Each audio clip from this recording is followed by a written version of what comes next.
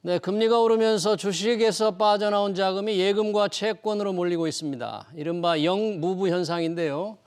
어렵게 느껴지는 채권 투자, 어떤 메리트가 있는지, 위험 요인은 없는지 자세히 알아보겠습니다. 채권 전문 자문사죠. GB투자자문의 마경환 대표 나오셨습니다. 대표님 어서 오십시오. 네, 반갑습니다. 안녕하세요. 자, 이 채권 전문 자문사의 대표님이시니까 우리 채권 투자 얘기 나누기 전에 요즘 채권 시장 정말 아주 큰일이 났습니다. 정부가 뭐 유동성 공급 대책도 발표하고 지금 대책을 마련하고 있는데 채권 시장 조금 진정되는 느낌 있습니까? 어떻습니까? 분위기는?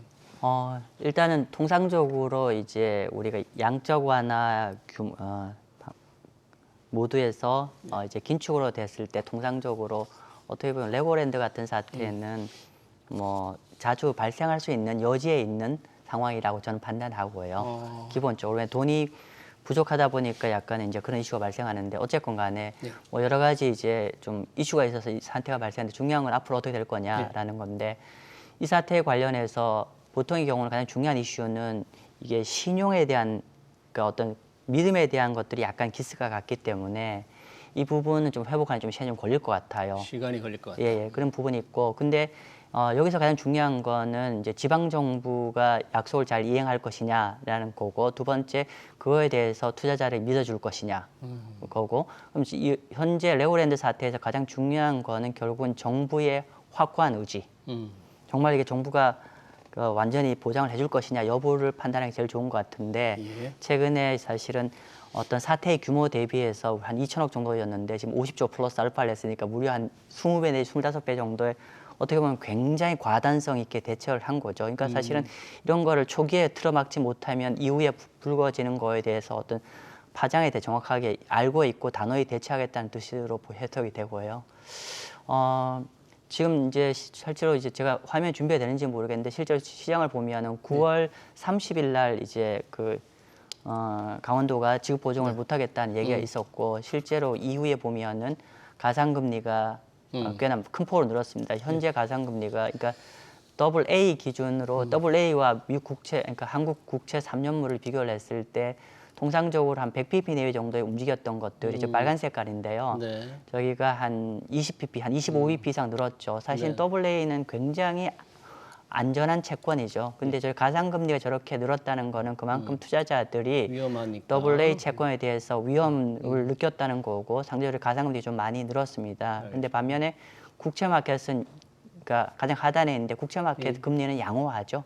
사실 양호합니다. 그래서 제가 판단하기에는 물론 저 가상금리가 더 확대될 여지는 있지만은 현재 레벨에서 바로 떨어지지는 못했기 때문에 점진적으로 좀 안정화될 것 같고요. 그렇게 보는 견해의 가장 큰 이유는 보통의 경우는 레고랜드 사태를 얘기를 하면서 보통의 경우는 이제 50조 플러스 알파를 얘기를 하지만 사실 더 큰 정부의 의지를 확인할 수 있는 부분은 WGBI, 글로벌 거버먼트 본드 인덱스라고 해서 내년에 우리나라가 글로벌 국채 지수에 편입되는 건데 현재 저희가 관찰 대상국에 등재가 돼 있죠. 그러다 보니까 이 부분에 대해서 사실은 이제 우리가 지방 정부채이기 때문에 국채 결국은 이제 글로벌 기관에서는 여하이 국채 준하는 것들의 상황 관리를 잘 하는지 여부가 굉장히 중요하기 때문에 알겠습니다. 정부는 굉장히 단호하게 대처할 거라고 판단됩니다. 근데 여튼 안정되는데 조금 시간은 좀 필요하다. 네네, 이렇게 맞습니다. 저희가 봐야 될 것 같고요.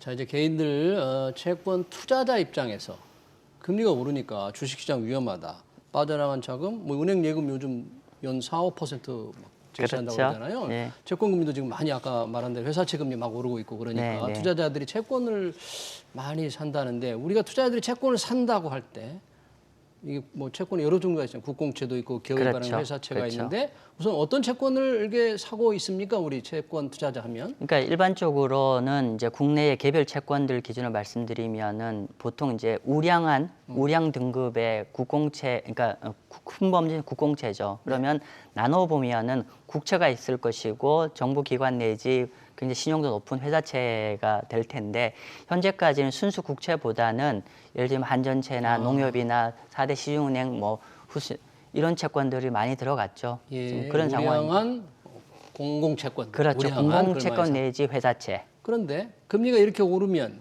그 채권 투자의 매력, 왜 채권을 사는 게 좋습니까? 예.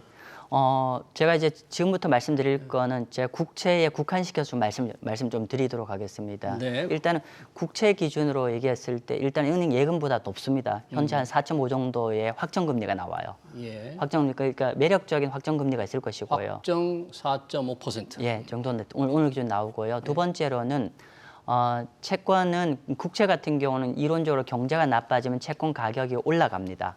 왜냐하면은 국채는 안전자산이기 때문에 경제가 나빠질수록 위험자산보다는 안전자산 선호니까 국채 가격이 올라가죠. 따라서 현재 글로벌 거시 경제의 어떤 방향성에 오히려 수혜를 보는 투자이기 때문에 더 매력적일 것 같고요. 예. 그리고 세 번째로는 예금 대비해서 어떤 세금 측면에서 굉장히 좀 매력적입니다. 그러니까 여러 가지로 이제 세금은 어떻게 매력? 예를 들면은 예금 같은 경우 4%라고 했을 때 4% 전체가 이자 소득세와 종합과세에 아마 해당이 될 텐데 예를 들면은 제가 요즘 많이 추천드리는 거는 현재 최근에 발행된 거 말고 한 1, 2년 전에 발행된 1, 2%짜리 저쿠폰 채권들이 있습니다.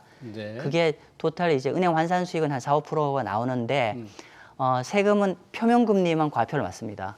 아, 표면 이자만 세금을 매긴다. 그렇죠. 그러면 1, 2년 전에 발행된 1%짜리니까 1%짜리 표면 금리만 과표를 맞는 거고. 그리고 그리고 채권을 파는 과정에 생기는 이 양도 차익이라고 합니까? 무슨 차익이라고 그렇죠. 합니까? 매매 차익이죠. 매매 차익은 세금이 없어요? 예, 지금 물론 이제 여기가 이제 또 내년 1월 1일 날 금융투자소득세법이 되냐 안 되냐 좀 다르겠지만 현재 정부가 국회에 보내는 법안으로 기준을 만든다고 하면은 표면금리에 대해서는 과표를 맞고 매매 차익이나 할인 차익은 비과세입니다. 쿠폰이라고 불리는 표면 이자에 대해서만 세금을 매기고 네. 매매 차익은 세금이 없다. 네. 그런 장점이 있다는 것이고 확정금리가 있다. 그러면 금리가 지금 굉장히 많이 올랐고 또 더 오를 것으로 예상이 되잖아요. 네. 더 오를 것으로 예상되는 지금의 시점에서도 채권 투자 유리한 거예요? 네. 지금 시점에서? 네, 맞습니다. 금리가 오르면 예. 채권 값은 떨어진다면서요? 지금 앵커님 주신 질문이 제가 어떤 방송에 나갔을 때 가장 많이 붙는 첫 번째 질문입니다. 네. 금리가 올라가면 채권 가격이 하락하는데 네. 왜 지금 왜 채권 지금? 투자를 하냐라고 네. 첫 번째 질문 주시는 네. 건데 이런 거죠. 우리가 구분해야 되는 거는 정책 금리와 시장 금리를 구분하셔야 된다. 보통 우리가 금리 계속 올라간다는 거는 예를 들면 미국 같은 경우는 FRB고 한국은 한국은행에서 하는 아주 단기 금리가 정책 금리죠. 예. 그래서 인플레이션을 잡기 위해서 통상적으로 지금 정책 금리는 내년 1, 4분기까지 양국이 올린다고 지금 이제 공표가 되어 있는데 통상적으로 우리가 투자 대상인 국채인 시장 금리는 보통 3년, 10년짜리거든요. 여기는 상대적으로 정책 금리보다 선제적으로 움직입니다. 따라서 예. 우리가 정책 금리의 어떤 전체 로드맵이 있다고 하면 보통 통상적으로 한 60에서 한 80% 정도 진행이 됐을 때 국채 금리는 정점을 찍었다는 게 과거 통계입니다. 예. 그러면 이론적으로 내년 한 1, 4분기 정도가 정책 금리의 정점이라고 하면 한 분기 전인 금년 4, 4분기 정도가 아마도 국채 금리 정점일 시장 금리 정점일 가능성이 굉장히 높습니다. 그렇기 때문에 지금 투자해도 괜찮을 거다. 네, 그렇습니다. 그리고 현재 가장 중요한 거는 채권 투자할 때 제일 중요한 거는 현재 만기로 들어갔을 때 금리가 매력적이냐 여부인데 그 자체가 매력적이죠. 아, 현재 금리, 쿠폰 그 이자랑 그렇죠. 그 금리 자체가 매력적인 거에다가 매력적이다. 향후에 금리에서 경제가 나빠 금리 내려가면 가격 차익도 누릴 수 있기 때문에 예. 그 두 가지를 누리기에 참 좋은 타이밍이지 않을까 싶습니다. 나중에 경제가 안 좋아져서 그렇죠. 경기 불황에서 금리가 떨어질 때는 가격이 또 올라가니까 그렇습니다. 네. 그 차익을 두 가지 면에서 쿠폰 네. 금리 높고 네. 매매 차익 거둘 수 있고 이 두 가지 면에서 그렇죠. 메리트가 있다. 네, 그러면 맞습니다. 혹시 뭐 회사채를 산다 개인이 그런 건 생각하면 안 되는 거예요? 아까 그- 국채 우리 주로 말씀하셨는데 예, 지금 저는 개인적으로 제가 이제 채권 전문 자산에 불구하고 상대적으로 일반 증권사들 같은 경우는 실제로 AA 정도의 사실은 채권들 우량 회사채를 그동안 많이 주력을 해왔어요. 국채보다는. 예. 그런 이유는 뭐냐면은 큰 범죄에서 국채나 이런 우량 회사채가 그냥 보기에는 디폴트 리스크가 굉장히 낮아 보이죠. 부도 가능성이 낮기 때문에 이왕이면 금리가 좀 높은 채권을 고객들한테 권해 왔는데 근데 제가 항상 말씀드린 말씀이 뭐냐면 채권이라는 거는 지금 투자해서 3개월, 6개월 투자할 게 아니라 적어도 1, 2년 앞을 보고 투자해야 되기 길게 때문에 하니까. 향후 매크로 전개 상황에서도 편안한 투자, 오히려 수혜를 보는 투자가 필요하겠다 생각하기 때문에 그쪽보다는 국채는 명확하거든요. 경제 나빠지면 좋아집니다, 가격이. 공채까지 공공기관 채권까지도 괜찮겠죠? 국공채? 회사채는 좀 위험하다. 공채도 공공기관 채권도 조금 별로 권하지 않네요.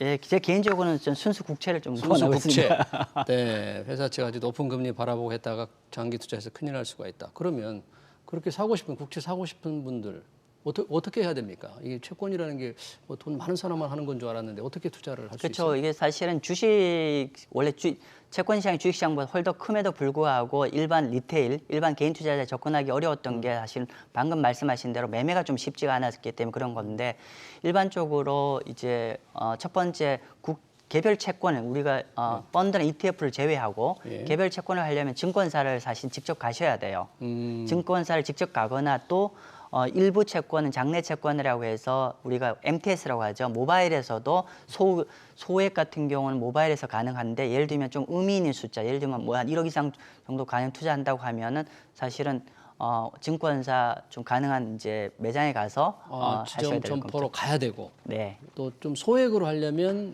우리 주식 거래처럼 모바일 가능합니다. 모바일 가능해요? 예, 근데 예를 들면 그게 규모가 예를 들면 아까 제가 드린 대로 규모가 일정 규모 이상 되면은 모바일로 갔을 때는 상대적으로 내가 원하는 규모의 투자하기가 좀 어렵죠. 왜냐면 예를 들면은 한 증권사의 어떤 채권의 유니버스가 이만큼 예를 들면 100개라고 했을 때 예. 모바일에 올라와 있는 건 이 중에 일부만 올라와 있는 거죠. 모바일에 올라와 있는 거. 그렇죠. 그러니까 조금 규모가 있는 투자를 하면 점포에 가야 되고 적은 거는 우리 주식처럼 MTS로 깔아가지고 앱 예, 깔아서 가능합니다. 할 수 있어요? 네, 맞습니다. 그러니까 누구나 좀 할 수 있네요. 우리 이른바 채권 어린이, 체린이도 한번 그렇죠. 도전해볼 만하네요. 근데 여기서 하나 더 포인트는 뭐냐면 증권사마다 좀 시스템이 다릅니다. 그래서 실제로 좀 채권 매매를 하기엔 좀 더 큰 대형 증권사를 가시는 게 여러 시스템 측면이나 좀 나으실 겁니다. 주식 같은 경우는 소형 증권사도 그런 문제가 없는데 예. 특히 채권 쪽 같은 경우는 조금은 시스템이 더 맞춰주는 조금 큰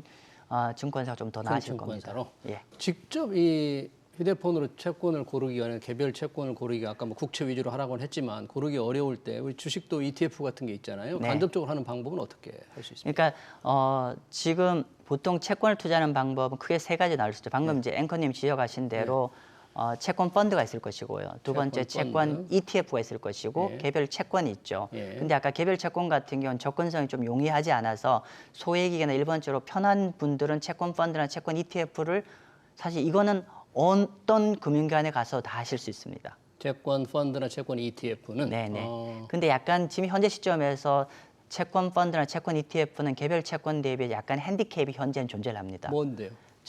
두 가지 관점인데 지금 우리가 보통 채권 투자를 한다고 했을 때 제가 아까 말씀드리기를 2, 3년 뒤에 글로벌 경제가 예상한 대로 나빠진다고 하면 국제 투자자는 큰 수익을 가져갈 수 있습니다. 예. 그런데 우리가 가능성은 낮지만 지금 현재 우리가 염두에 두셔야 되는 게 뭐냐면 스태그플레이션.